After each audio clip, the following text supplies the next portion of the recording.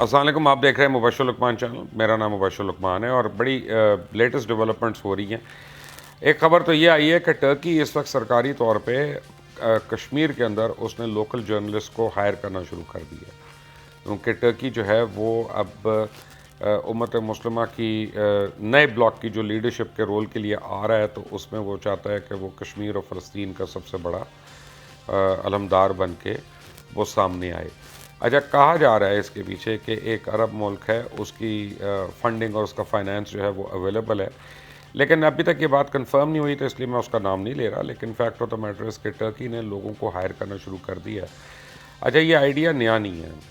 یہ آپ کو یاد ہوگا کہ پچھلے سال جب عمران خان نے جانا تھا ملیشیا میں اور وہ سمٹ میں نہیں گئے تھے، تو اس کے بعد جب ان کی بات بھی ہوئی، طیب اردگان سے اور ملاقات بھی ہوئی، تو خود میری بھی پرائم منسٹر عمران خان سے اس ضمن میں بات ہوئی تھی کہ پاکستان، ٹرکی اور ملیشیا جو ہے وہ ایک مل کر ٹیلی ویژن چینل بنانا چاہ رہے ہیں. پھر اس چینل پہ کام جو تھا وہ ہوتے ہوتے وہ ڈیلے ہو گیا، اور بیچ میں یہ بھی زیر غور تھا کہ پی ٹی وی ورلڈ جو ہے اس کو اگر کنورٹ کر دیا جائے، کیونکہ وہ سیٹلائٹ پہ تھا، اس کی ڈسٹریبیوشن تھی، ہر جگہ پہ دیکھا جا رہا تھا، تو اوور نائٹ اس کو ایک دن میں کنورٹ کر کے ایک ریجنل چینل کے اندر کیا جا سکتا تھا. لیکن غالباً ٹرکی کا انٹرسٹ یہ تھا کہ اس کی 100% پروگرامنگ جو ہے اور سافٹ ویئر جو ہے وہ کرے. اور میرا خیال ہے کہ ملیشیا بھی اپنا سافٹ ویئر دینا چاہ رہا تھا. اس میں پاکستان کی بھی بڑی خواہش تھی کہ اس کا نیوز ڈیسک ہو، اس کا سافٹ ویئر ہو. تو شاید وہ ابھی تک بات بیچ میں رہ گئی، لیکن ٹرکی نے جب سے ان کے پاس یہ فنڈنگ آنا شروع ہوئی ہے، فائنینسنگ آنا شروع ہوئی ہے، انہوں نے اپنے چینل کے اوپر کام کرنا شروع کر دیا.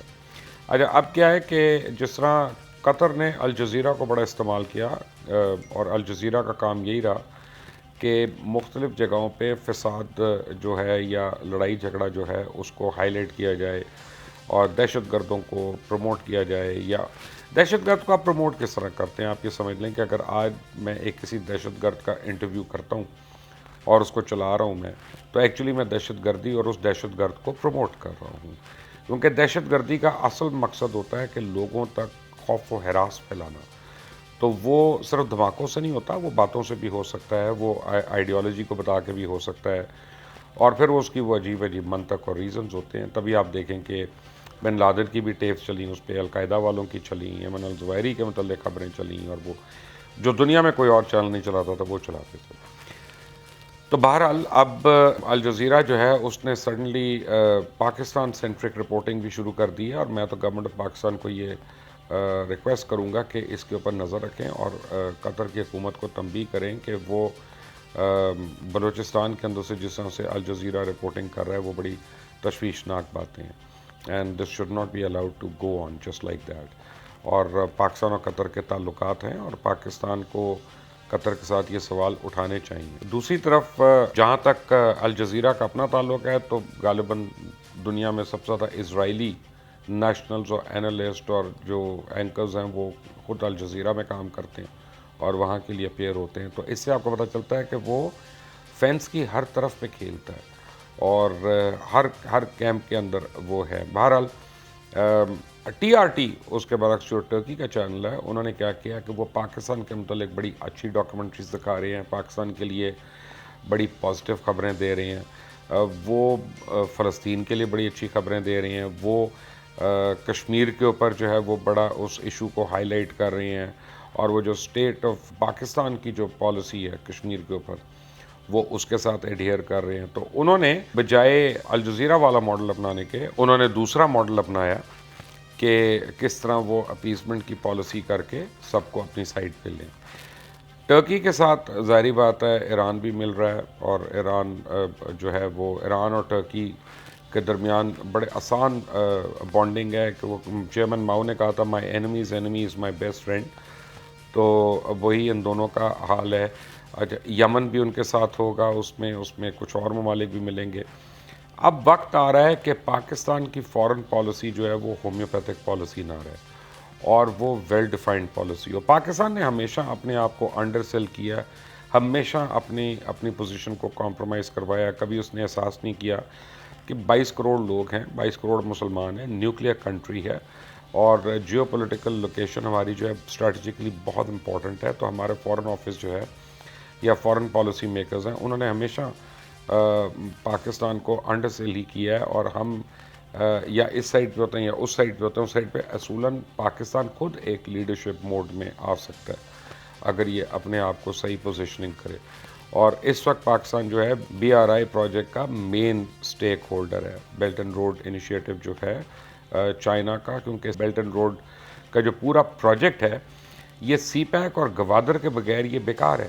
اور اگر آپ اس میں سے گوادر نکال دیں، اگر آپ اس میں سے سی پیک پاکستان کے اندر والا حصہ نکال دیں، تو یہ پورے کا پورا پروجیکٹ جو ہے یہ کولیپس کر جاتا ہے. تو Pakistan should not under sell it self. اور ساتھ ہی میں تو یہ سمجھتا ہوں کہ پاکستان کو اپنی بیٹس کو پراپرلی ہیج کرنا چاہیے، US میں بھی، چائنا میں بھی، یورپین یونین کے آگے بھی، مڈل ایسٹ میں بھی، سینٹرل ایشین ریپبلکس میں بھی، افریقہ میں بھی، ہر جگہ ہمیں کسی کی لڑائی نہیں لڑنی ہے. ہمیں ہماری اپنی لڑائیاں غربت کے خلاف، افلاس کے خلاف، بے روزگاری کے خلاف، کم تعلیم کے خلاف، جہالت کے خلاف، ہمیں ان چیزوں سے خود لڑائی لڑنی ہے.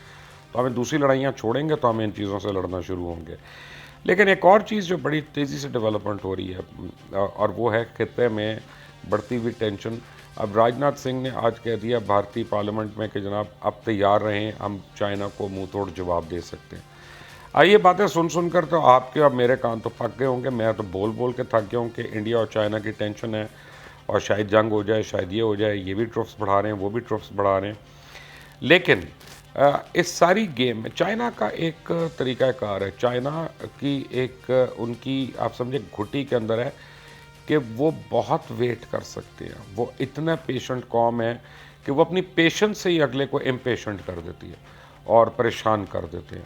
تو چائنیز ویٹ کر رہے ہیں. اب ہندوستان جو ہے وہاں پہ تقریباً 100 کروڑ روزانہ کے خرچ کر رہا تھا. یعنی آپ سمجھے کہ 36,500 کروڑ سال کا ان کا خرچہ جب ان کے 30,000 ٹروپس تھے.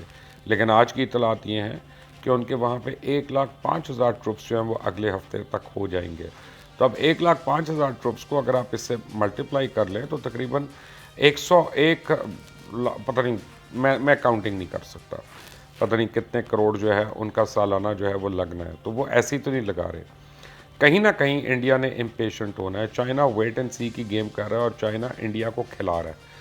اور انڈیا کبھی جیسی کھیلے گا اس کے آگے تو اس کے بعد وہ اس کو سن 62 کو ری وزٹ کروا دے گا جب چائنا نے ان کو بالکل اس طرح مارا تھا جس طرح امیر جو ہے وہ غریب کی رقم مارتا ہے.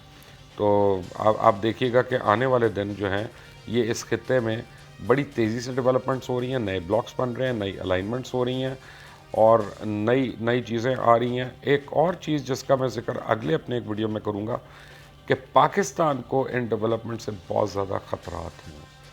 وہ کیا ہیں وہ دیکھنے کے لیے آپ اس چینل کو سبسکرائب کریں، بیل آئیکن کو پریس کریں تاکہ مزید اپڈیٹس اور جو نئی میری ویڈیوز ہیں وہ آپ تک براہ راست خود پہنچتی رہیں. اللہ حافظ.